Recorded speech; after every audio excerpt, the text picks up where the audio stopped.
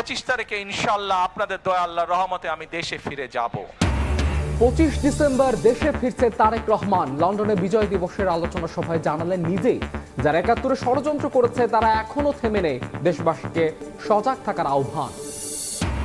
ভয় দেখিয়ে দেশের অগ্রযাত্রা থামানো যাবে না, ফিরতে পারবে না কোনো ফ্যাসিস্ট শক্তি, জাতির উদ্দেশ্যে প্রধান উপদেষ্টা।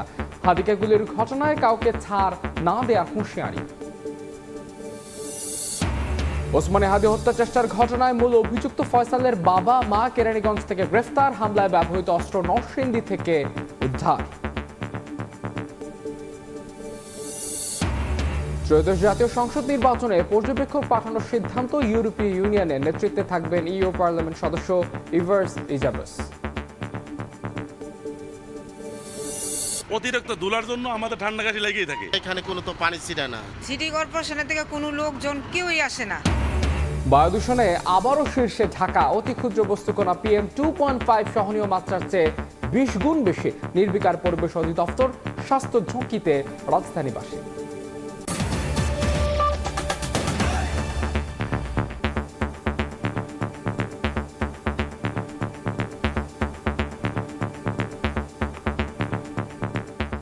সকালের সময় সঙ্গে আছে আমি মাহাদ ইসলাম ধ্রুব। আগামী 25 ডিসেম্বর দেশে ফিরছেন বলে এবার নিজেই জানালেন বিএনপির ভারপ্রাপ্ত চেয়ারম্যান তারেক রহমান। বিজয় দিবস উপলক্ষে লন্ডনে যুক্তরাজ্য বিএনপি আয়োজিত আলোচনা সভায় এই কথা জানান তিনি। বলেন, যারা ৭১ ষড়যন্ত্র করেছে তারা এখনো থেমে নেই, দেশবাসীকে ষড়যন্ত্রকারীদের বিরুদ্ধে সচেতন থাকার আহ্বান জানান তারেক রহমান। স্বপ্ন দেখিয়ে স্বৈরাচার সরকার বিলিয়ন বিলিয়ন ডলার পাচার করেছে মন্তব্য করে তিনি বলেন, স্বপ্ন দেখাতে নয়, বাস্তবায়নে বিশ্বাসী বিএনপি। আমার সামনে উপস্থিত বিজয় দিবস উপলক্ষে লন্ডনে যুক্তরাজ্য বিএনপি আয়োজিত আলোচনা সভায় অংশ নেন দলটির ভারপ্রাপ্ত চেয়ারম্যান তারেক রহমান। অনুষ্ঠানের প্রধান অতিথির বক্তৃতায় নিজেই জানান 25 ডিসেম্বর দেশে ফিরছেন তিনি। 25 তারিখে ইনশাআল্লাহ আপনাদের দয়া আল্লাহর রহমতে আমি দেশে ফিরে যাব। কিন্তু এখানে উপস্থিত, এই ঘরে উপস্থিত প্রত্যেকটি মানুষের কাছে আমার অনুরোধ, দয়া করে কেউ আপনারা এয়ারপোর্টে সেদিন যাবেন না। এয়ারপোর্টে গেলে একটি হট্টগোল তৈরি হবে এবং মানুষ জানবে যে এরা সব বাংলাদেশি এবং দেশের সুনাম নষ্ট হবে, দলের সুনাম নষ্ট হবে। যারা ৭১ মুক্তিযুদ্ধে ষড়যন্ত্র করেছে তারা এখনো ষড়যন্ত্র অব্যাহত রেখেছে বলে মন্তব্য করেন তারেক রহমান। ষড়যন্ত্রকারীদের রুখে দিতে দেশবাসীকে সজাগ থাকার আহ্বান জানান তিনি। ষড়যন্ত্র চলছে, ষড়যন্ত্রকারীরা কিন্তু তাদের সেই ৭১ যারা ষড়যন্ত্র করেছিল, ৭৫ যারা ষড়যন্ত্র করেছিল, ৭ই নভেম্বরে পরাজিত হয়েছিল, ৮১ যারা ষড়যন্ত্র করেছিল, ৯৬ যারা ষড়যন্ত্র করেছিল, পরবর্তীতে যারা ষড়যন্ত্র করেছে তাদের ষড়যন্ত্র কিন্তু থেমে নেই। স্বপ্ন দেখিয়ে ফ্যাসিস্ট সরকার বিলিয়ন বিলিয়ন অর্থ পাচার করেছে মন্তব্য করে তারেক রহমান বলেন, স্বপ্ন দেখাতে নয়, বাস্তবায়নে বিশ্বাসী বিএনপি। অনেকেই বক্তব্যে বলেন আমরা এই স্বপ্ন দেখছি, আমরা সেই স্বপ্ন দেখছি। আমি ভাই স্বপ্নের মধ্যে নাই, আমি কোন স্বপ্নের মধ্যে নেই। আমরা আছি পরিকল্পনার মধ্যে। আমরা পরিকল্পনা করব, আমরা পরিকল্পনা বাস্তবায়ন করব। স্বপ্ন দেখতে দেখতে দেশ থেকে প্রতি বছর 16 বিলিয়ন ডলার পাচার হয়ে গিয়েছে। স্বপ্ন দেখতে দেখতে দেশের অর্থনৈতিক অবস্থা, দেশের শিক্ষা ব্যবস্থা, দেশের আইন আদালত, আইন শৃঙ্খলা সবকিছু ভেঙে চুরমার হয়ে গিয়েছে। আগামী জাতীয় সংসদ নির্বাচনে জনগণের সমর্থনে বিএনপি সরকার গঠন করবে বলে প্রত্যাশা ব্যক্ত করেন বিএনপির ভারপ্রাপ্ত চেয়ারম্যান। একটি দায়িত্বশীল রাজনৈতিক দল। শোয়েব কবির, সময় সংবাদ, লন্ডন। শরীফ ওসমান হাদির উপর হামলা দেশের অস্তিত্বের উপর আঘাত। ভয় দেখিয়ে গণতান্ত্রিক অগ্রযাত্রা থামানো যাবে না। জাতির উদ্দেশ্যে দেওয়া ভাষণে কথা বলেন প্রধান উপদেষ্টা ডক্টর মোহাম্মদ ইউনূস। তিনি বলেন, পরাজিত শক্তির সব অপচেষ্টা ব্যর্থ করে দেওয়া হবে। নির্বাচনে ভোট রক্ষার মাধ্যমে দেশ রক্ষায় সবাইকে ঐক্যবদ্ধ হওয়ার আহ্বান জানান প্রধান উপদেষ্টা। ওসমান হাদির উপর সম্প্রতি যে হামলার ঘটনা ঘটেছে তা শুধু একজন ব্যক্তির উপর আঘাত নয়, এটি বাংলাদেশের অস্তিত্বের উপর আঘাত। সরকার এই ঘটনাকে অত্যন্ত গুরুত্বের সঙ্গে দেখছে। ঘটনার সঙ্গে জড়িতদের প্রাথমিকভাবে চিহ্নিত করা গেছে। আমি দেশবাসীকে আশ্বস্ত করতে চাই, যারা এই ষড়যন্ত্রে জড়িত তারা যেখানেই থাকুক না কেন তাদের কাউকে ছাড় দেওয়া হবে না। পরাজিত শক্তি ফ্যাসিস্ট টেররিস্টদের এই অপচেষ্টা সম্পূর্ণভাবে ব্যর্থ করে দেওয়া হবে। ভয় দেখিয়ে, সন্ত্রাস ঘটিয়ে বা রক্ত ঝরিয়ে এদেশের গণতান্ত্রিক অগ্রযাত্রা কেউ থামাতে পারবে না। আগামী 12ই ফেব্রুয়ারি সাধারণ নির্বাচন ও গণভোট অনুষ্ঠিত হবে। এই লক্ষ্যে যাবতীয় প্রস্তুতি চূড়ান্ত করা হয়েছে। নির্বাচনকে ঘিরে নিরাপত্তা, প্রশাসনিক প্রস্তুতি, প্রযুক্তিগত সহায়তা এবং পর্যবেক্ষণের প্রতিটি ধাপকে আমরা অত্যন্ত গুরুত্বের সঙ্গে বিবেচনা করছি। বিচার বিভাগকে স্বাধীন করা অত্যাবশ্যক। বহুদিন ধরে বিচার বিভাগ প্রশাসনের বিভিন্ন কাঠামোগত সীমাবদ্ধতার কারণে তার পূর্ণ সম্ভাবনা অনুযায়ী কাজ করতে পারেনি। এটি জনগণের ন্যায় বিচার পাওয়ার অধিকারের বাধা সৃষ্টি করেছে আর রাষ্ট্রের উপর মানুষের আস্থাকেও দুর্বল করেছে।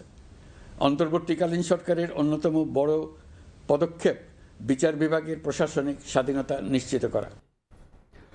ওসমান হাদিকে হত্যা চেষ্টার ঘটনায় মূল অভিযুক্ত শুটার ফয়সাল করিম মাসুদের বাবা হুমায়ুন ও মা হাসি বেগমকে গ্রেফতার করেছে র্যাব।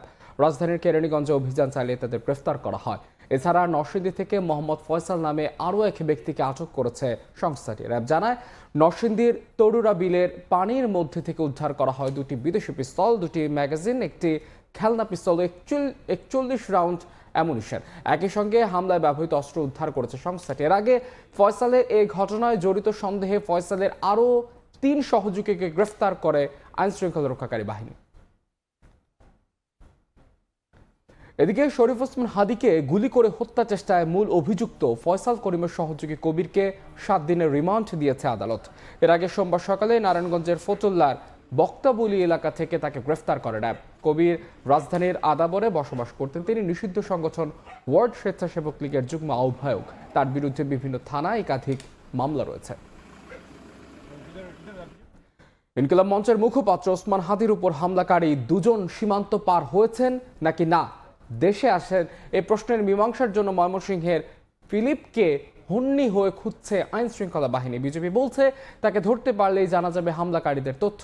এরই মধ্যে ফিলিপের সঙ্গে সম্পৃক্ততা রয়েছে এমন 4 জনকে আটক করা হয়েছে। এদিকে হত্যা চেষ্টায় অভিযুক্ত ফয়সালের সহযোগী কবিরকে 7 দিনের রিমান্ড দিয়েছেন আদালত। ওসমান হাদিকে গুলি করা ফয়সাল করিম মাসুদ ও আলমগীর শেখের হদিস পায়নি আইন শৃঙ্খলা বাহিনী। যদিও গুঞ্জন রয়েছে ময়মনসিংহ সীমান্ত দিয়ে দেশ ছেড়েছেন তারা।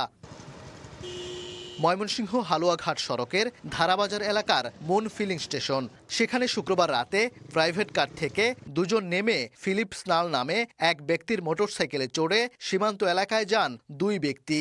পুলিশ আসছে, এরা আসিয়া সিসি ক্যামেরা চেক করছে, চেক করে তারপর চলে গেছে। হালুয়াঘাট বাজার পার হয়ে যেতে হয় ভারত সীমান্তে। সীমান্ত লাগোয়া এই এলাকাটির নাম বুটিয়াপাড়া। দুর্গম পথ পাড়ে দিয়ে যেতে হয় ফিলিপের বাড়িতে।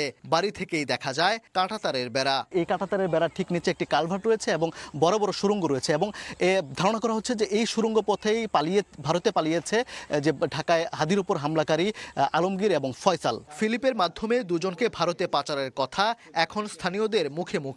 যদিও ফিলিপের পরিবারের দাবি সে কোনো অপরাধের সঙ্গে জড়িত নয়। ফিলিপের বাড়ি আপনার এই 0 পয়েন্টে বাড়ি, নদীর পার ওই সীমার থেকে মনে করেন 20-30 গজ বাইরে আছে বাড়িটা তার। খুঁজতেছে আমার ভাই আর সঞ্জয়রে খুঁজতেছে। পরে সঞ্জয় তো ওই পারে ঘুমাইতেছে। পরে ওরে বলছে বিলাল মেম্বার ওরে কল দেও ওরে ডাক দেও। পরে ওই কল দিয়ে আনাইছে। সঞ্জয় যদি দুষ থাকতো সঞ্জয় কি আসতো এখানে? বিজিবি বলছে অপরাধীরা কাঁটাতারের বেড়া পেরিয়ে পালিয়ে গেছে কিনা তা নিশ্চিত হওয়া যাবে ফিলিপকে ধরলেই। মোটরসাইকেল কিন্তু এখন আমাদের ক্যাম্পেই আছে। যদি পাচার করে থাকে তাহলে ফিলিপ স্নাল বলতে পারবো সবচেয়ে ভালো কোন ওয়েতে কিভাবে করা হয়েছে, কিভাবে যোগাযোগ হয়েছে, ওই পারে কার সাথে যোগাযোগ হয়েছে, কত টাকা লেনদেন হয়েছে, আদৌ হয়েছে কিনা, আদৌ পাচার করেছে কিনা। শুটিং মিশনে অংশ নেয়া 2 জন ও ফিলিপকে গ্রেফতারে অভিযানের পাশাপাশি সীমান্তে নিরাপত্তা আরও জোরদার করেছে বিজিবি। ওবায়দুল হক, সময় সংবাদ, ময়মনসিংহ। 13শ জাতীয় সংসদ নির্বাচনে পর্যবেক্ষক পাঠানোর সিদ্ধান্ত নিয়েছে ইউরোপীয় ইউনিয়ন। এ দলের নেতৃত্ব দেবেন ইউর পার্লামেন্ট সদস্য ইভার্স ইজাবস। মঙ্গলবার ইউর সংবাদ বিজ্ঞপ্তিতে এ তথ্য জানানো হয়। জাতীয় সংসদ নির্বাচন এবং 12ই ফেব্রুয়ারি ত্রয়োদশ জাতীয় সংসদ নির্বাচনের ভোটের তারিখ ঘোষণা করেছে নির্বাচন কমিশন। বেশ আগে থেকে নির্বাচন পর্যবেক্ষণে পর্যবেক্ষক দল পাঠানোর বিষয়টি প্রাথমিকভাবে নিশ্চিত করে ঢাকাস্থ ইউরোপীয় ইউনিয়নের দূতাবাস এবং অন্তর্বর্তী সরকার। এবার মঙ্গলবার প্রকাশিত ইইউ এর ওয়েবসাইটে সংবাদ বিজ্ঞপ্তিতে আনুষ্ঠানিকভাবে বিষয়টি নিশ্চিত করা হলো। ইউরোপীয় কমিশনের উচ্চ প্রতিনিধি ও ভাইস প্রেসিডেন্ট কাজা কালাস বাংলাদেশের আসন্ন জাতীয় সংসদ নির্বাচন পর্যবেক্ষণে পর্যবেক্ষক দল পাঠানোর সিদ্ধান্ত নিয়েছেন। এ উপলক্ষে ইউরোপীয় পার্লামেন্টের সদস্য এবং লাটভিয়ার রাজনীতিবিদ ইভার্স ইজাভসকে প্রধান পর্যবেক্ষক হিসেবে নিয়োগ দেওয়া হয়। বিজ্ঞপ্তিতে ইভার্সকে উদ্ধৃত করে বলা হয়, বাংলাদেশে এ মিশন নির্বাচনী প্রক্রিয়া সম্পর্কে স্বাধীন ও নিরপেক্ষ মূল্যায়ন তুলে ধরবে। এ মিশনকে তিনি জনগণ এবং তাদেরকে শক্তিশালী গণতান্ত্রিক প্রতিষ্ঠান, আইনের শাসন ও মানবাধিকার সুরক্ষার আকাঙ্ক্ষার প্রতি ইইউ এর সমর্থনের বাস্তব উদাহরণ হিসেবে বর্ণনা করেন। বিজ্ঞপ্তিতে আরো বলা হয়, বাংলাদেশ সরকারের আনুষ্ঠানিক আমন্ত্রণের প্রেক্ষিতে সিদ্ধান্ত নেওয়া হয়। ইইউ নির্বাচনী পর্যবেক্ষক দল আন্তর্জাতিক অঙ্গীকার এবং গণতান্ত্রিক নির্বাচনের মানদণ্ড অনুযায়ী পুরো নির্বাচনী প্রক্রিয়া মূল্যায়ন করবে।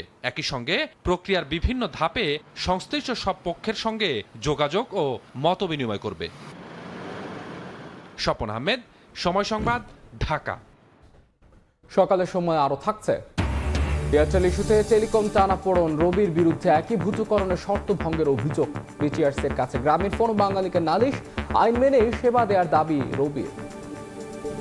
শীত না আসতেই দূষিত শহরের তালিকায় নিত্যদিনই শীর্ষস্থান ধরে রাখছে ঢাকা, যার অন্যতম কারণ অতি ক্ষুদ্র বস্তুকণা বা PM2.5 এর উপস্থিতি।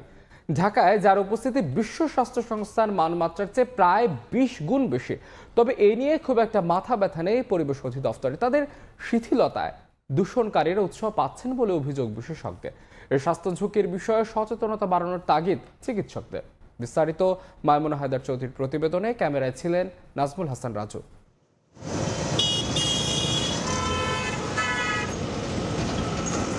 প্রায় প্রতিদিনই দূষিত শহরের তালিকায় শীর্ষ অবস্থানে থাকছে ঢাকা, আর এই বিষ শুষে নিতেই যেন অভ্যস্ত নগরবাসী। ম্যারাদিয়ার এই সড়কের চিত্র দেখলে মনে হয় এ যেন ধুলার সমুদ্র। শীত না আসতেই একই চিত্র আব্দুল্লাপুর, উত্তরা মেট্রো স্টেশন, বসিলা সহ শহরের প্রায় সব স্থানে। অতিরিক্ত ধুলার জন্য আমাদের ঠান্ডা কাশি লেগেই থাকে। মাস্ক ছাড়া আমরা এখান থেকে চলাফেরাই করতে পারি না। এখানে কোনো তো পানি ছিটা না। সিটি কর্পোরেশনের থেকে কোনো লোকজন কেউই আসে না। নিজের পানি খরচ করে তারপরে দেন 10 মিনিট দাঁড়াইলে চেহারা চেঞ্জ হয়ে যাবে। ধুলাবোলা আসছে আর আমাদের চোখে মুখে লাগলে আমাদের অ্যাক্সিডেন্ট হওয়ার সম্ভাবনা থাকে। গবেষণা বলছে ঢাকার বায়ু দূষণের প্রধান উপাদান হচ্ছে বাতাসে অতি ক্ষুদ্র বস্তুকণা বা PM2.5 এর উপস্থিতি, যা বিশ্ব স্বাস্থ্য সংস্থার মানমাত্রার চেয়ে প্রায় 20 গুণ বেশি। ফলে শহরের বাতাস ক্রমেই ভারী হচ্ছে দূষিত কণার ভিড়ে। বিশ্ব স্বাস্থ্য সংস্থা যেখানে বাতাসে PM2.5 এর সর্বোচ্চ সহনীয় মাত্রা নির্ধারণ করেছে 5 মাইক্রোগ্রাম, সেখানে বাংলাদেশে এর মাত্রা 35 মাইক্রোগ্রাম পর্যন্ত স্বাভাবিক ধরা হয়েছে নীতিগতভাবে। এর ফলে দূষণ হলেও দায় নিতে হচ্ছে না কাউকে, বরঞ্চ জড়িতরা সহজেই পার পেয়ে যাচ্ছে এই নীতিমালার ফাঁক গলে। বিশ্ব স্বাস্থ্য সংস্থা গোটা পৃথিবীর দূষণের পরিমাণ কমাতে নীতিমালা আরও কঠোর করে যে বছর, সেই একই বছরে দেশের বাতাসে স্বাভাবিক ধূলিকণার মাত্রা 35-এ নিয়ে যাওয়াকে তদারকি সংস্থার দায় এড়ানোর বাহানা বলছেন পরিবেশ বিশেষজ্ঞ। ধরে নেওয়া হচ্ছে যে বাংলাদেশের মানুষ অনেক দূষণেও তারা টিকে থাকবে। WHO 2022 সালে 10 মাইক্রোগ্রাম থেকে আরও শক্তিশালী করে এটাকে 5 মাইক্রোগ্রামে নামিয়ে আনলো। আর বাংলাদেশ কি করলো, 2022 সালে ওই একই সময়ে 15 মাইক্রোগ্রাম থেকে ছাড় দিয়ে এটাকে 35 মাইক্রোগ্রাম পর্যন্ত এটাকে অনুমোদন দিয়ে দিল। দূষণকারীদেরকে কিন্তু এটা দিয়ে আরও প্রণোদনা দেওয়া হয়। আর পরিবেশ অধিদপ্তর বলছে অতিমাত্রার দূষণকে কিছুটা সহনীয় মাত্রায় আনতেই এই লক্ষ্য নির্ধারণ করেছেন তারা। আমরা যে 35টা নির্ধারণ করেছি সেটা হলো ইন্টারিম টার্গেট। বর্তমানে আমাদের কিন্তু এভারেজ যে PM2.5 এর মান সেটা প্রায় 80 থেকে 90। আমরা অনেক উপরে আছি। আমরা যদি এই 80 মাইক্রোগ্রাম পার মিটার কিউবকে কমিয়ে আমরা যদি 35-এ নিয়ে আসতে পারি, এটা বিশাল অর্জন। এমন পরিস্থিতিতে স্বাস্থ্য ঝুঁকির বিষয়ে সচেতনতা বাড়ানোর তাগিদ চিকিৎসকদের। আমরা যদি শ্বাসের মাধ্যমে দূষিত কণাগুলো আমাদের যাচ্ছে ফুসফুসে, তো আমাদের ফুসফুসটা বিকল হয়ে যাচ্ছে। শীতের সময়টাতে এমনি অ্যালার্জি আছে, বায়ু দূষণের ফলে অ্যালার্জির মাত্রা বেড়ে যাচ্ছে, আর অ্যাজমা রোগী তাদের অ্যাজমাটা বেড়ে যাচ্ছে, COPD, সব কিছু মিলে স্বাস্থ্যের উপর যে শ্বাসতন্ত্রের সমস্যা সেটা দেখা দিচ্ছে। ধুলাবালিতে বারবার করে আক্রান্ত হচ্ছে, অ্যালার্জি হচ্ছে বা অ্যাজমা রোগীরা তাদের ক্ষেত্রে কিন্তু মাস্কটা অবশ্যই প্রয়োজন। বায়ুমণ্ডল দূষণ অধ্যয়ন কেন্দ্র ক্যাপসের তথ্য বলছে গত 9 বছরের মধ্যে সর্বোচ্চ দূষণ ঘটেছে চলতি বছরেই। বছরের শেষে এসেও পাল্টায়নি সেই পরিসংখ্যান। মাইমুনা হায়দার চৌধুরী, সময় সংবাদ, ঢাকা। একের পর এক পপিসিড, কসমেটিক্স, সিগারেট এবং ঘন চিনির মতো আমদানি নিষিদ্ধ পণ্যের চালান জব্দ করে নিরাপত্তার শঙ্কার মধ্যে পড়েছেন কাস্টমস কর্মকর্তারা। এর মাঝে পপিসিড জব্দকারী কাস্টমস কর্মকর্তারা দুর্বৃত্তের হামলারও শিকার হয়েছে। এই অবস্থায় চট্টগ্রাম বন্দরের পাশাপাশি কাস্টমস হাউসের নিরাপত্তা নিশ্চিতে 3 স্তরের নিরাপত্তা বলয় গড়ে তোলার পরিকল্পনা নিয়েছে পুলিশ প্রশাসন। বিস্তারিত জানাচ্ছেন কমল দে। গত কয়েক মাসে চট্টগ্রাম বন্দরে আমদানি নিষিদ্ধ পপি সিট এবং ঘন চিনির অন্তত 6টি চালান জব্দ করেছে কাস্টম হাউস। আইনি জটিলতা থাকায় একটি চক্র মিথ্যে ঘোষণায় এসব পণ্য আমদানি এবং ছাড় করার চেষ্টা করল। কাস্টম হাউসের গোয়েন্দা তথ্য সে তৎপরতা ব্যর্থ করে দেয়, আর তাতেই নিরাপত্তা হুমকির মুখে পড়েছেন অভিযানে অংশ নেওয়া শুল্ক কর্মকর্তারা। যে কোনো ধরনের প্রতিবন্ধকতা যখন আসে, কাস্টমস কর্মকর্তারা এক্সপেক্ট করে যে সরকার তাদের পর্যাপ্ত নিরাপত্তা নিশ্চিত করবে। মাত্র কয়েক বর্গ কিলোমিটার জায়গার মধ্যে অবস্থান রয়েছে দেশের অর্থনীতির প্রাণপ্রবাহ চট্টগ্রাম বন্দর এবং জাতীয় রাজস্ব আয়ে বছরে 75,000 কোটি টাকার যোগান দেওয়া চট্টগ্রাম কাস্টম হাউসের। আর তাই বাংলাদেশের অর্থনীতিকে সচল রাখতে এই দুটি গুরুত্বপূর্ণ স্থাপনার যেমন নিরাপত্তা নিশ্চিত করতে হবে, তেমনি নিরাপত্তা দিতে হবে এখানকার কর্মকর্তা কর্মচারীদের। এদিকে অভিযানে অংশ নেওয়া কর্মকর্তাদের উপর হামলা এবং হুমকির ঘটনায় চট্টগ্রাম কাস্টম হাউসের রাজস্ব আদায়ে নেতিবাচক প্রভাব পড়ার শঙ্কা করছেন ব্যবসায়ীরা। একটা পণ্য ধরলেই হামলা করতে হবে, টার্গেট করতে হবে, এটা আসলে দুর্ভাগ্যজনক। এই অবস্থায় 3 স্তরের নিরাপত্তা বলয় গড়ে তোলার পরিকল্পনা নিয়েছে চট্টগ্রাম মেট্রোপলিটন পুলিশ। বন্দর এবং কাস্টমস রিলেটেড সমস্ত ক্ষেত্রে মাননীয় পুলিশ কমিশনার স্যারের নির্দেশ মোতাবেক আমরা সর্বদা সজাগ আছি।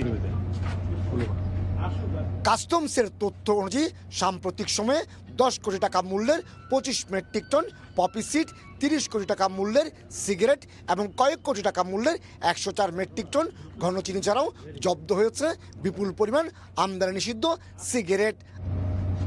কমল দে, সময় সংবাদ, চট্টগ্রাম। সারা দেশের মতো ঢাকা 6 আসনেও বিরাজ করছে নির্বাচনী উত্তাপ। ঐতিহ্যবাহী পুরান ঢাকার এই এলাকায় ব্যস্ত সময় পার করছেন বিএনপি মনোনীত প্রার্থী ইশরাক হোসেন। বিপরীতে জামায়াতের প্রার্থী হিসেবে মাঠে রয়েছেন ডক্টর আব্দুল মান্নান। ভোটারদের কাছে যেতে দুজনেই সমানভাবে সক্রিয়। অভ্যুত্থান পরবর্তী রাজনৈতিক বাস্তবতায় এবার সুষ্ঠু ভোটের আশা পুরান ঢাকার বাসিন্দাদের। আদনান তুর্যের প্রতিবেদনে বিস্তারিত।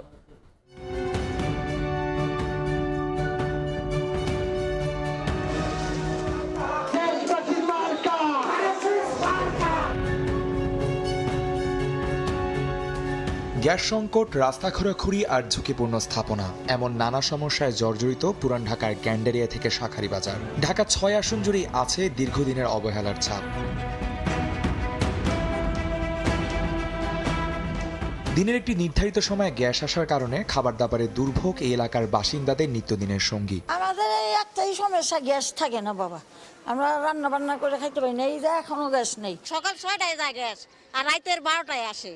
এইভাবে হইলে গেলে আমরা কিভাবে থাকবো? সারাদিনই গ্যাস থাকে না, রাত্রে তাও আবার 1টার সময় 1-1:30টার দিকে কিছু গ্যাস আসে, ওই সময়টা যা পাক করার করে নেয়। ভোট আসে তখন অনেক মধুর মধুর মিষ্টি মিষ্টি কথা বইলা তারা করে আমাদের থেকে একেবারে ভোট দাবি করে নেয়। যখন ইলেকশন শেষ তখন আর তাদের কোনো কিছু মনে থাকে না। বছরের পুরো সময় জুড়েই চলতে থাকে রাস্তা খোঁড়াখুড়ি আর ট্রাফিক জ্যামকে সঙ্গী করেই চলে জীবনযাপন। একটা মানুষ অসুস্থ হইলে তাদের নিয়ে যাওয়ার মতো কোনো অ্যাবিলিটি নাই। আপনি একটা গাড়ি নিয়ে ঢুকাইতে গেলে আপনার অনেকক্ষণ জ্যামে বসে থাকা লাগবে। এরকম একটা টোটালি মিসম্যানেজমেন্ট চলতেছে। সব দিকে আপনার পিছিয়ে, না আছে কমিউনিটি সেন্টার, না আছে প্রশাসনের কোনো তৎপরতা, না আছে পানি, না আছে গ্যাস। রাত্রে কনস্ট্রাকশনের কাজ হয়, সারা রাত কালকে ঘুমাতে পারি নাই সাউন্ডের জন্য, বাচ্চারও ঘুম হয় না। এটা শারীরিক একটা সমস্যা হচ্ছে আমাদের। চতুর্দিকে দেখবেন ধোঁয়া আর ধোঁয়া, কারখানার ধোঁয়া, যে কোনো সময় একটা যে কোনো বিপর্যয় হয়ে যেতে পারে। ঢাকা ৬ নির্বাচনী এলাকার ভোটার সংখ্যা প্রায় ৩ লাখ। ঐতিহ্যবাহী এলাকার প্রার্থী হিসেবে বিএনপির মনোনয়ন পেয়েছেন ইশরাক হোসেন এবং জামাতের মনোনীত প্রার্থী ডক্টর আব্দুল মান্নান। দুজনের ইশতেহারেই আছে পুরান ঢাকাকে ঝুঁকি এবং চাঁদাবাজ মুক্ত করার অঙ্গীকার। পুরান ঢাকার ওভারঅল একটা দীর্ঘমেয়াদী কী ধরনের একটা পরিকল্পনার মাধ্যমে এই এলাকাকে পুনর্গঠন করা যায়, এই এলাকার ঐতিহ্য এবং সংস্কৃতিকে সংরক্ষণ করেই সেটি করতে হবে। কিছু কিছু এলাকায় যদি করা যায় তাহলে এই গ্যাস সংকটের বা প্রেসারের সমস্যাটা অনেকখানি কমিয়ে আনা সম্ভব হবে। যতদিন সংসদ সদস্য হিসেবে দায়িত্ব পালন করব আমি আমার কাজটুকু করে যাব। আমরা সংগ্রাম পরিষদ গঠন করে যেভাবে চাঁদাবাজিও বন্ধ করব, দখলবাজিও বন্ধ করব, একই কায়দা আমরা মাদককেও বন্ধ করে দেব। একটা সুন্দর জায়গায় নিয়ে যাওয়ার যে পরিকল্পনা মানুষের কাছে দিচ্ছে, এটা মানুষ ওয়েলকাম করতেছে এবং মানুষ একটা বিকল্প খুঁজে নেবে বলে আমরা বিশ্বাস করি।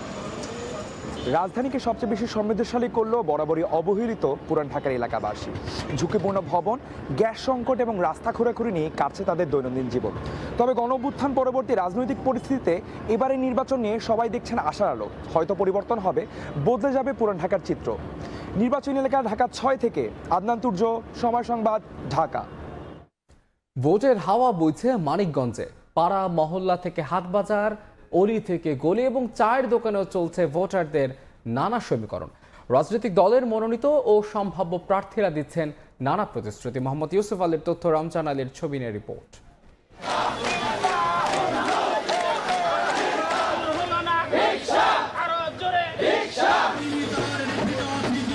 চারদিকে নির্বাচনী আমেজ, মানুষের দাঁড়ে দাঁড়ে প্রার্থীরা। 3টি সংসদীয় আসন নিয়ে মানিকগঞ্জ জেলা। এরই মধ্যে 3টি আসনেই ত্রয়োদশ জাতীয় সংসদ নির্বাচনের প্রাথমিক প্রার্থী নির্ধারণ করেছে রাজনৈতিক দলগুলো। দলীয় কর্মসূচির পাশাপাশি অনেকেই করছেন জনসভা, উঠান বৈঠক ও মতবিনিময় সভা। জেলার সব আসনেই বিএনপির শক্তিশালী অবস্থান, তাই অনেক আশা নিয়েই গণসংযোগ করছেন দলটির প্রার্থীরা। তবে এবার নির্বাচনে এ জেলায় নিজেদের অবস্থান জানান দিতে চাই জামায়াতে ইসলামী। মূল লক্ষ্যটাই হলো আমি মানিকগঞ্জের মানুষের জন্য সেবা দিতে চাচ্ছি। তাদের অনেক সমস্যা আছে, সেই সমস্যাগুলি যাতে আগামীতে সমাধান করতে পারি সেই হিসাবেই কাজ করছে। বিএনপি সরকার যাতে সরকার গঠন করতে পারে এবং দেশ সেবার সুযোগ পায়, এটাই জনগণের কাছে প্রত্যাশা। নির্বাচিত হতে পারলে আমার অত্র এলাকায় যমুনা এবং পদ্মার পারে স্থায়ী একটা বেড়িবাঁধের ব্যবস্থা করব, কৃষকদের জন্য ন্যায্য মূল্যের সার ও বিপণনের ব্যবস্থা করব, যুবক শ্রেণীর কর্মসংস্থানের ব্যবস্থা করব, নারী সমাজকে এগিয়ে নেওয়ার জন্য জাকাত ভিত্তিক অর্থনীতির মাধ্যমে তাদেরকে আমরা সুসংগঠিত করব। সমান তালে প্রচারণা চালিয়ে যাচ্ছেন এনসিপি সহ অন্য রাজনৈতিক দলগুলোর প্রার্থীরা। নিয়মিত গণসংযোগ করে চলছেন তারা। নির্বাচনে জয়ী হলে জনগণের সেবা করার সুযোগ চান তারাও।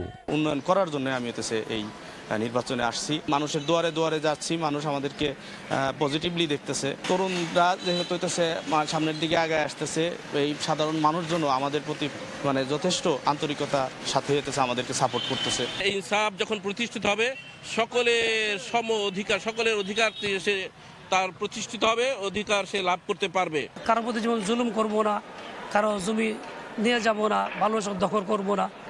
আমরা কাউকে মিথ্যা মামলা দিয়ে হয়রানি করে বিভিন্ন রকম হয়রানি করব না। অন্যদিকে ভোটাররা বলছেন উন্নয়ন সহ নির্ভীক সমাজকর্মী ও রাজনৈতিক ব্যক্তিকে বেছে নিতে চান তারা। পূর্ববর্তী কাজ যারা করছে বা ভবিষ্যতে যারা কাজ করতে আগ্রহী, আমরা তাদেরকে যোগ্য লোককে ভোট দিতে চাই। মত প্রকাশ বা নিজেদের অধিকারগুলো আমরা ঠিক মতো পাই, যার মাধ্যমে দেশের উন্নতি হবে এবং মানুষ জানি স্বাধীনভাবে চলাফেরা করতে পারে, এমন যোগ্য লোককে আমরা খুঁজতেছি। রাস্তাঘাটের উন্নয়ন চাই, তারপরে ভোট দেওয়ার পরিবেশ চাই। আমরা কৃষিকাজ করি, আমাদের দেখে সারের দামটা যেন কমানো হয়। জেলা নির্বাচন কার্যালয়ের তথ্য মতে মানিকগঞ্জের 3টি আসনে মোট ভোটার সংখ্যা 13,26,241 জন। আগামী জাতীয় সংসদ নির্বাচনে 515টি কেন্দ্রে হবে ভোট গ্রহণ। সময় সংবাদ, মানিকগঞ্জ। এদিকে ময়মনসিংহ বইছে নির্বাচনী হাওয়া। তফসিল ঘোষণার পর 11টি আসন জুড়ে বাড়ছে উত্তাপ। ভোটারদের মন জয়ে ব্যস্ত সময় পার করছেন প্রার্থীরা। ভোটের মাঠে চমক দেখানোর আশ্বাস তাদের, তবে শুধু প্রতিশ্রুতি নয়, যোগ্যতা, সততা এবং এলাকার উন্নয়নের মানসিকতাকে গুরুত্ব দিতে চান ভোটাররা। ওবায়দুল হকের রিপোর্টে বিস্তারিত।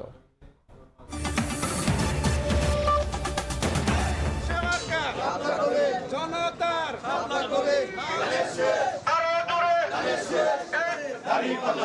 অপেক্ষা আর রাজনৈতিক অস্থিরতা কাটিয়ে অবশেষে সরগরম ময়মনসিংহের নির্বাচনী মাঠ। তফসিল ঘোষণার পর ১১টি আসন জুড়ে বাড়ছে উত্তাপ। উন্নয়ন, সুশাসন আর পরিবর্তনের অঙ্গীকার নিয়ে ভোটারদের কাছে যাচ্ছেন বিভিন্ন দলের প্রার্থী ও তাদের কর্মীরা। গণসংযোগ, পথসভা, উঠান বৈঠক সবখানেই ব্যস্ত বিএনপির প্রার্থীরা। ভোটারদের সঙ্গে মতবিনিময় করে তুলে ধরছেন ৩১ দফা রাষ্ট্র মেরামত কর্মসূচি। মনোনয়ন নিয়ে নেতাদের মধ্যে বিভেদ থাকলেও এর প্রভাব ভোটের মাঠে পড়বে না বলে দাবি দলটির প্রার্থীদের। ময়মনসিংহ জুড়েই আমরা কিন্তু একটা জোয়ার দেখতে পাচ্ছি। ইনশাল্লাহ এই জোয়ার যদি অব্যাহত থাকে, ময়মনসিংহ অঞ্চলে আমাদের প্রত্যেকটি আসন আমরা ধানের শীষের প্রার্থীরাই বিজয়ী হবে বলে আমার বিশ্বাস। এদিকে ভোটের মাঠ দখলে ব্যস্ত জামায়াতে ইসলামী সহ সমমনা ইসলামী দলগুলো। জেলা উপজেলা পর্যায়ের প্রভাব ও সাংগঠনিক শক্তিকে কাজে লাগিয়ে ভোটারদের মন জয়ে ব্যস্ত সময় পার করছেন প্রার্থীরা। ভোটের মাঠে চমক দেখানোর আশ্বাস প্রার্থীদের। আমরা মা বোনদেরকে আশ্বস্ত করতেছি তারা নির্বিঘ্নে চলাফেরা করতে পারবে, ব্যক্তিগত স্বাধীনতা তাদের মতামত ব্যক্ত করতে পারবে। হিন্দু ধর্মাবলম্বী ভাইয়েরা তাদেরকে আমরা বলতেছি তাদের ধর্মীয় মূল্যবোধ এগুলো আমরা সম্মান মর্যাদা রক্ষা করার জন্য আমরা কাজ করে যাব। এদিকে প্রার্থী ঘোষণার পর থেকে বিভিন্ন আসনে সক্রিয় হচ্ছেন তরুণ দল এনসিপি। প্রার্থী হওয়ার মধ্যেই নিজেদের বিজয় দেখছেন নেতারা। আমাদেরকে নিয়ে কিন্তু অনেক মানুষ বলেছিল যে আমাদের রাজনৈতিক দল গঠন হবে না, আমরা প্রতীক পাবো না, আমরা হয়তো হারিয়ে যাব। তো সেই আমরা কিন্তু অনেকগুলো বাধা প্রতিবন্ধকতাকে কিন্তু আমরা মারিয়ে আজকে আমরা নির্বাচনের একদম খুব কাছাকাছি চলে আসছি। আমরা মনে করি যে এটাই আমাদের প্রাথমিক বিজয়। শুধু প্রতিশ্রুতি নয়, যোগ্যতা, সততা, এলাকার উন্নয়ন এবং সমস্যা সমাধানে সক্ষমতাকেই বেশি গুরুত্ব দিতে চান ভোটাররা। টাকা দিয়ে ভোট কেনা এই ধরনের রাজনীতি যেন না হয়। আমি চাই সুষ্ঠু, নিরপেক্ষ এবং জনসমর্থনমূলক একটা নির্বাচনী সরকার কায়েম করুক। দল বা কোনো দেখে আমরা ভোট দেব না। আমরা আশা করি আমরা একদম সৎ এবং যোগ্য সঠিক ব্যক্তিটাকে যেন আমরা নির্বাচিত করতে পারি। সেই ধরনের এমপি চাই যারা অ্যাকাউন্টেবল থাকবে আমার জনগণের প্রতি। ময়মনসিংহের ১১টি আসনে মোট ভোটার সংখ্যা ৪৭,১২,৪৭৩। ওবায়দুল হক, সময় সংবাদ, ময়মনসিংহ। হযরত শাহ জামাল রাদিয়াল্লাহু আনহু আউলিয়ার নামে নামকরণ করা হয় জামালপুর জেলার। এ জেলার নকশি কাঁথা আর হস্তশিল্প আন্তর্জাতিকভাবেও সুনাম ছড়িয়েছে। তবে কৃষিতে সম্ভাবনার এই জেলা শিল্পায়ন ও শিক্ষা স্বাস্থ্যে এখনও পিছিয়ে। জাহাঙ্গীর আলমের তথ্য, আবুল কালাম আজাদের ছবি নিয়ে রিপোর্ট।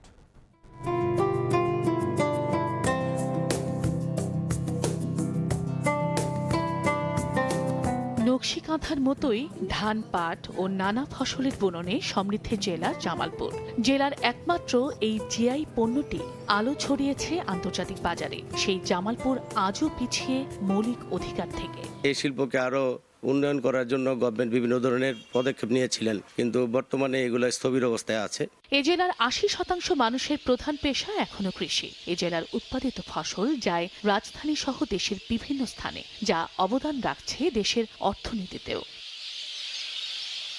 কিন্তু কৃষি খাতে বৈষম্য ও অনিয়ম এবং সঠিক নজরদারির অভাবে হয়ে ওঠেনি কৃষিভিত্তিক শিল্পায়ন। এতে হারিয়ে যাচ্ছে সম্ভাবনাময় এ খাতের প্রাচুর্য। আমগরে এমন ধরনের এমপির দরকার, সার, বীজ ইত্যাদি এটার জন্য যেভাবে আমরা একটু কম পামু, এরই আমগরে প্রত্যাশা। ভারতীয় সীমান্ত ঘেঁষা বকশীগঞ্জের উপজেলায় আন্তর্জাতিক মানের স্থলবন্দর থাকলেও বছরের বেশিরভাগ সময় বন্ধ থাকে আমদানি রফতানি। এ বন্দরে ইমিগ্রেশন চালুর কথা থাকলেও আলোর মুখ দেখেনি এখনো।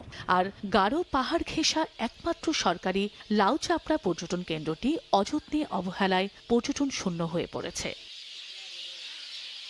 এশিয়া মহাদেশের বৃহত্তম যমুনা সার কারখানা গ্যাস সংকটের কারণে বন্ধ থাকে বছর জুড়ে। আর ময়মনসিংহ বিভাগের একমাত্র চিনিকল জিল বাংলা সুগার মিলটি আধুনিকায়ন না হওয়ার কারণে লোকসানের পরিমাণ দাঁড়িয়েছে ৭০০ কোটি টাকারও বেশি। আমাদের সম্ভাবনাগুলো কাজে লাগান, জাতীয় অর্থনীতিতে জামালপুরকে সম্পৃক্ত করার চেষ্টা করুন।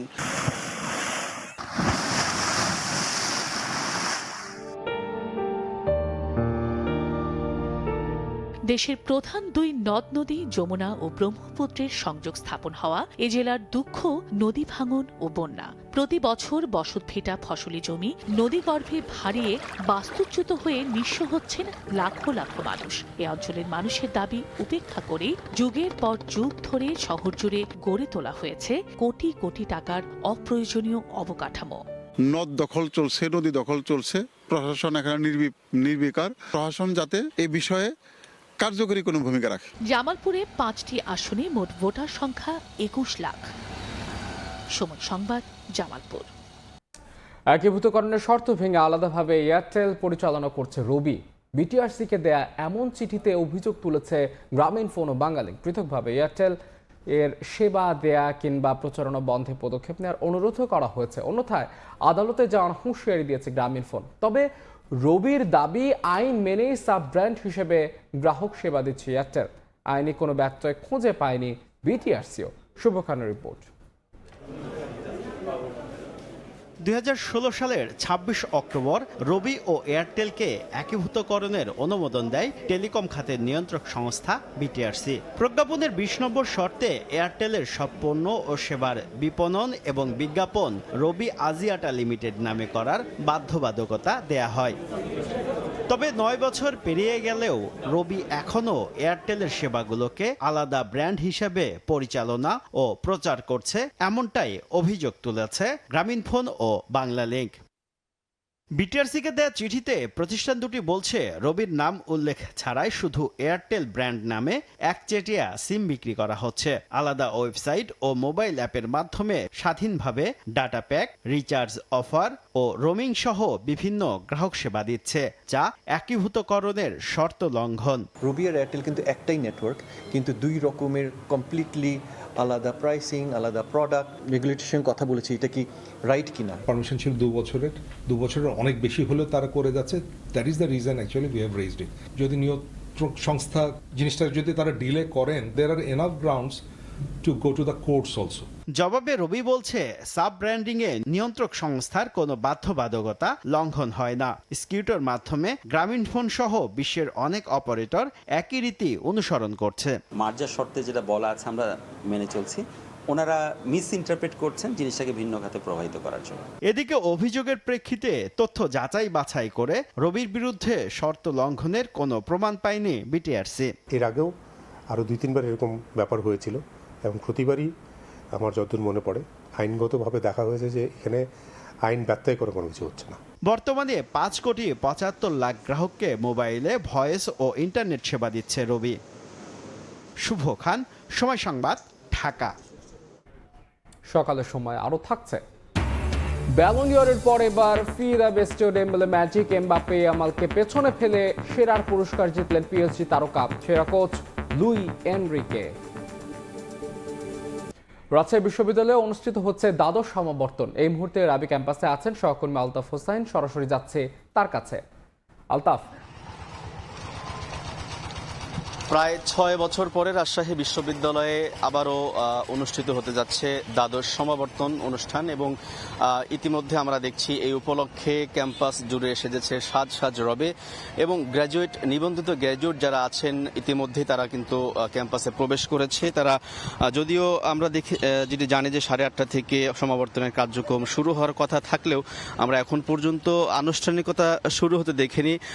ইতিমধ্যে আমরা নিবন্ধিত গ্র্যাজুয়েট যারা আছেন তাদেরকে আমরা ক্যাম্পাসে প্রবেশ করতে দেখছি এবং এ উপলক্ষে কিন্তু এক ধরনের উচ্ছ্বাস, উদ্দীপনা আমরা দেখছি গ্র্যাজুয়েটদের ভিতরে এবং বিশ্ববিদ্যালয় ক্যাম্পাস জুড়ে কিন্তু আসলে বিভিন্নভাবে সাজানো হয়েছে, রঙিন বাতি এবং সড়ক জুড়ে আলপনা আঁকা হয়েছে এবং আমরা জানি যে এই সমাবর্তনে ইতিমধ্যে কিন্তু আসলে সার্বিক প্রস্তুতি গ্রহণ করা হয়েছে এবং এই সমাবর্তনে 60, 61 এবং 62তম ব্যাচের মোট 5,969 জন শিক্ষার্থী এই সমাবর্তনে অংশ নিচ্ছে এবং এই সমাবর্তনে মূলত অতিথি হিসেবে আজকে থাকছেন অন্তর্বর্তী সরকারের শিক্ষা উপদেষ্টা অধ্যাপক ডক্টর চৌধুরী রফিকুল আবরার এবং বিশেষ অতিথি থাকবেন পরিকল্পনা মন্ত্রণালয় উপদেষ্টা অধ্যাপক ডক্টর ওয়াহিদুদ্দিন মাহমুদ এবং সমাবর্তনের বক্তা হিসেবে আমন্ত্রণ জানানো হয়েছে বাংলাদেশ বিশ্ববিদ্যালয় মঞ্জুরি কমিশনের চেয়ারম্যান অধ্যাপক ডক্টর SMA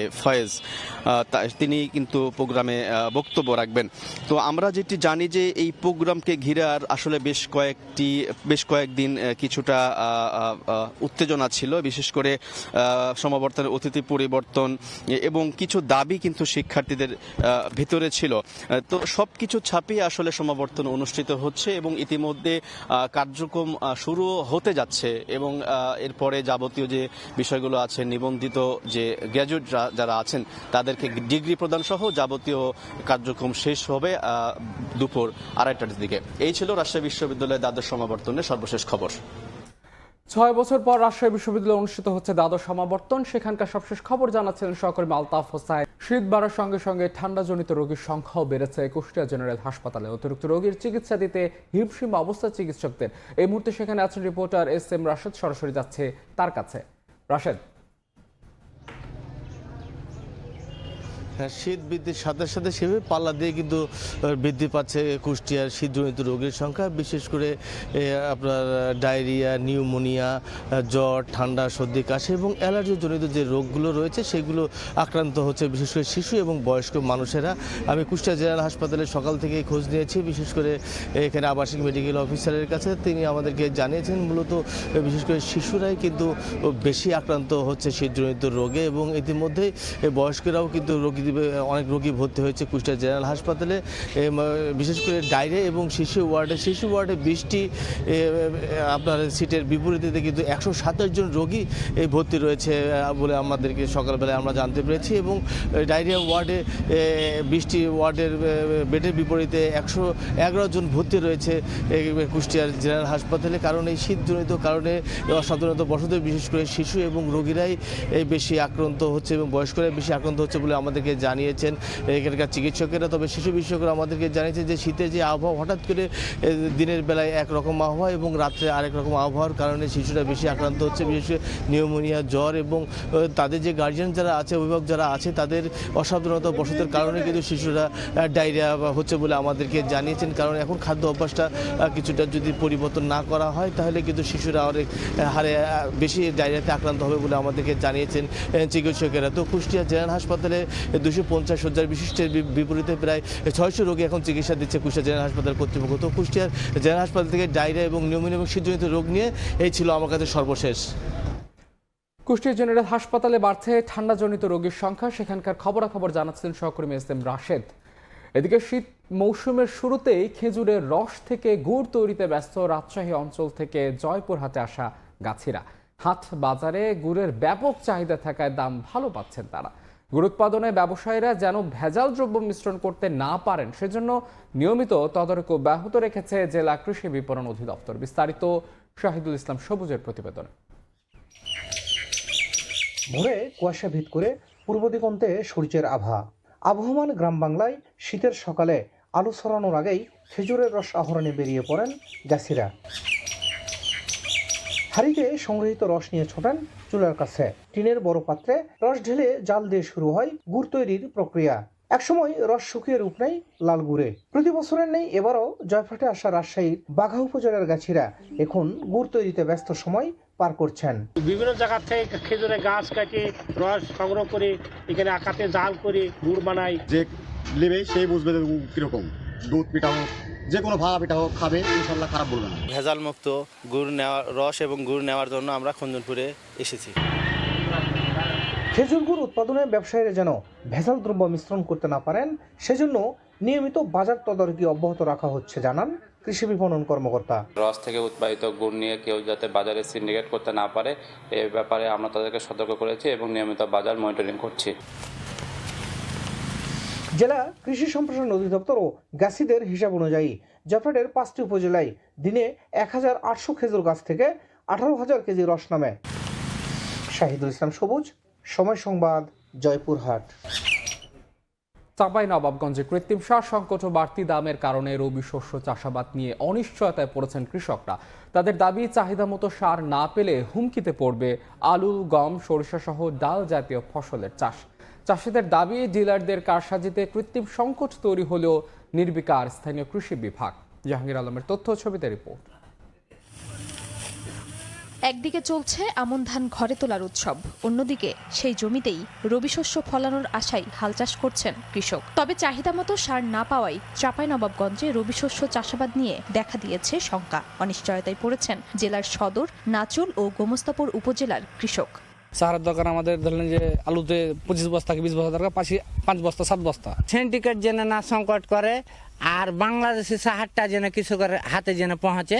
সরকার নির্ধারিত বস্তা প্রতি ইউরিয়া ও টিএসপি সার 1350 টাকা, ডিএপি 1050 টাকা এবং এমওপি সারের মূল্য 1000 টাকা হলেও কৃষকদের দাবি প্রতি বস্তায় 200 থেকে 400 টাকা বেশি নিচ্ছেন খুচরা ব্যবসায়ী ও ডিলাররা। এতে উৎপাদন খরচ বাড়ার পাশাপাশি লোকসানের শঙ্কায় রয়েছেন তারা। খুচরা দোকানে যে বিক্রি করছে ডিলার হয়ে, তাদের কাছে নিতে যাচ্ছি 1400 টাকার সার 1800 টাকা, 1150 টাকা সার ধরেন আপনার 1700 টাকা কিনতে হয়েছে। হ্যাঁ, তাহলে এভাবে কিনা কি জমি আবাদ করতে পারবো? সার সংকট নেই জানিয়ে নির্ধারিত মূল্যের অতিরিক্ত নিলে ব্যবস্থা নেওয়ার আশ্বাস কৃষি বিভাগের। সার্বক্ষণিকভাবে মনিটরিং করতেছি এবং ইতিমধ্যে আমরা যেখানে যে ধরনের অনিয়ম পাচ্ছি সেটা আমরা মোবাইল কোর্টের মাধ্যমে আইনের ব্যবস্থা নিচ্ছি। জেলায় চলতি বছরে সারের কৃত্রিম সংকট, অবৈধ মজুত ও পাচারের অপরাধে ডিলার ও খুচরা ব্যবসায়ীদের 70,000 টাকা জরিমানা করেছে স্থানীয় প্রশাসন ও কৃষি বিভাগ। সময় সংবাদ, চাঁপাইনবাবগঞ্জ। কাঙ্ক্ষিত দাম না পাওয়া, উৎপাদন ব্যয় বৃদ্ধি, সঠিক ব্যবস্থাপনার অভাব সহ নানা সংকটে রাজশাহীর আম বাগানীরা। এতে গত 2 বছরে বাঘা ও চারঘাট উপজেলায় সরকারি হিসেবে কেটে ফেলা হয়েছে 714 হেক্টর আম বাগান। এর ফলে জেলায় আম নির্ভর অর্থনীতি ঝুঁকিতে রয়েছে বলে মত বিশ্লেষকদের। মওদুদ রানার রিপোর্টে বিস্তারিত।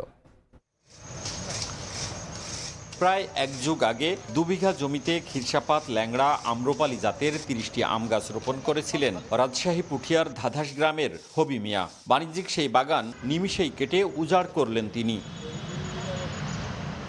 শুধু তিনিই নন, পুঠিয়া, পবা, চারঘাট, বাঘাসহ কয়েকটি উপজেলার অনেক বাগানই কেটে ফেলছেন গাছ। তাদের অভিযোগ, করোনার পর থেকে ন্যায্য মূল্য মিলছে না। উৎপাদন, পরিবহন ও বাজারজাতে ব্যয় বেড়েছে দ্বিগুণ। এ কারণে আমবাগান কেটে ধান, গম, সবজি, আদা, হলুদ চাষে ঝুঁকছেন তারা। 10 থেকে 12,000 টাকা যদি বছরে আসে, এই গাছ কেটে ফসল করলে এর থেকে 10 গুণ বেশি হবে। 1 বিঘে 20 মণ গম পাচ্ছে, 20 মণ ধান পাচ্ছে, পাট পাচ্ছে 10 মণ, অনেক টাকা কৃষক হিসাব করছে, অনেক টাকাই আসছে। বিশ্লেষকরা বলছেন, এভাবে উজাড় হলে ক্ষতিগ্রস্ত হবে আম বাণিজ্য। যেহেতু আম কেন্দ্রিক আমাদের এখানে একটা অর্থনৈতিক একটা গতিধারা তৈরি হয়েছে, ফলে আম যদি চলে যায় এখানে নিঃসন্দেহে একটা বড় ধরনের তো ধাক্কা আসবে। যদিও উজাড় করা জায়গায় নতুন জাতের বাগান করতে উদ্বুদ্ধ করা হচ্ছে বলে দাবি কৃষি বিভাগের। নতুন নতুন কিছু জাতের আম বাগান করছে অথবা উচ্চমূল্য বিভিন্ন ফসল, এগুলো ফসল দিয়ে কিন্তু আমের জমিটা রিপ্লেস হচ্ছে। কৃষি বিভাগের তথ্য মতে জেলার 19,000-এর মধ্যে শুধুমাত্র বাঘা ও চারঘাট উপজেলায় কাটা হয়েছে 714 হেক্টর জমির বেশি বাগান। মওদুদ রানা, সময় সংবাদ, রাজশাহী। এবার খেলার খবর। ব্যালন ডি'অরের পর ফিফা দ্য বেস্ট জিতলেন ফরাসি তারকা ওসমান দেমবেলে। কিলিয়ান এমবাপ্পে ও লামিন ইয়ামালকে পেছনে ফেলে সবচেয়ে বেশি ভোটে জিতেছেন এই পুরস্কার। সেরা কোচ নির্বাচিত হয়েছেন প্যারিস সেন্ট জার্মেইনের লুক এনরিকে। এবছরের সবচেয়ে সুন্দর গোলের পুরস্কার পুশকাস অ্যাওয়ার্ড জিতেছেন আর্জেন্টাইন সান্তিয়াগো মন্টিয়েল। কাতারের রাজধানী দোহার ফেয়ারমন্ট পরিপূর্ণ ফুটবল জগতের তারকায়। মূল আয়োজন ফিফা সেলিব্রেশন ডিনার, যেখানে ঘোষণা করা হবে ফিফার এবছরের সেরা ফুটবলার, কোচ, টিম এবং সেরা গোলের, যার জন্য অধীর অপেক্ষায় ফুটবল ভক্তরা। আয়োজনটা ফিফা করেছে একেবারে ছোটখাটো ভাবে। 1 ঘন্টারও কম সময়ে শেষ হয় অনুষ্ঠান। লম্বা বক্তৃতা বা আলাদা কোনো আনুষ্ঠানিকতা ছিল না এদিন। একে একে ঘোষণা করা হয় 12 ক্যাটাগরিতে ফিফা দ্য বেস্ট পুরস্কার, যেখানে সবচেয়ে আকর্ষণীয় কে জিততে যাচ্ছেন FIFA the best men's footballer award অনেকটা অনুমেয় ছিল। এবছর ব্যালন ডি'অর জিতেছেন পিএসজির ফরাসি তারকা ওসমান ডেমবেলে। বিশ্লেষক থেকে সমর্থক সবার মাঝেই আলোচনা তাকে নিয়ে। তবে তার সঙ্গে প্রতিদ্বন্দ্বী ছিলেন স্প্যানিশ তারকা লামিন ইয়ামাল এবং জাতীয় দলের সতীর্থ কিলিয়ান এমবাপে। তাদের পেছনে ফেলে পুরস্কার জিতে নিয়েছেন ওসমান ডেমবেলে। প্রথমবার এই পুরস্কার পেয়েছেন তিনি। সেরা কোচের পুরস্কারও জিতে নিয়েছে ফরাসি club Paris Saint Germain. Champions League জয়ী লুই এনরিকে হয়েছেন ফিফার বর্ষসেরা কোচ, যে পুরস্কার গেল বছর জিতেছিলেন রিয়াল মাদ্রিদের সাবেক ও বর্তমান ব্রাজিল কোচ কার্লো আনচেলত্তি। সেরা গোলকিপার নির্বাচিত হয়েছেন ইতালিয়ান তারকা জিয়ানলুইজি দোনারুম্মা। পিএসজির চ্যাম্পিয়ন্স লিগ জয়ে অন্যতম ভূমিকা রাখার পুরস্কার পেয়েছেন এই তারকা। তাছাড়া বছরের সেরা গোলের পুরস্কার পুস্কাস অ্যাওয়ার্ড জিতেছেন আর্জেন্টাইন সান্তিয়াগো মন্টিয়েল। আর্জেন্টিনার জাতীয় দলে খেলা গঞ্জালো মন্টিয়েলের চাচাতো ভাই তিনি। ফিফা সভাপতি উপস্থিত থেকে পুরস্কার ঘোষণা করেন ফিফা দ্য বেস্টের। তারেক হাসান শিমুল, সময় সংবাদ। এ পর্যায়ে শীর্ষ সংবাদগুলো জানিয়ে দিচ্ছে আরো একবার। 25 তারিখে ইনশাআল্লাহ আপনাদের দয়া আল্লাহর রহমতে আমি দেশে ফিরে যাব। 25 ডিসেম্বর দেশে ফিরছেন তারেক রহমান। লন্ডনে বিজয় দিবসের আলোচনা সভায় জানালেন নিজেই যারা ৭১ ষড়যন্ত্র করেছে তারা এখনো থেমে নেই, দেশবাসীকে সজাগ থাকার আহ্বান। ভয় দেখিয়ে দেশের অগ্রযাত্রা থামানো যাবে না, ফিরতে পারবে না কোনো ফ্যাসিস্ট শক্তি। জাতির উদ্দেশ্যে দেওয়া ভাষণের প্রধান উপদেষ্টা। হাদিকে গুলির ঘটনায় কাউকে ছাড় না দেওয়ার হুঁশিয়ারি। এবং ওসমান হাদি হত্যা চেষ্টার ঘটনায় মূল অভিযুক্ত ফয়সালের বাবা মা কেরানীগঞ্জ থেকে গ্রেফতার। জড়িত সন্দেহে আরও একজন নরসিংদী থেকে আটক। হামলায় ব্যবহৃত অস্ত্র উদ্ধার।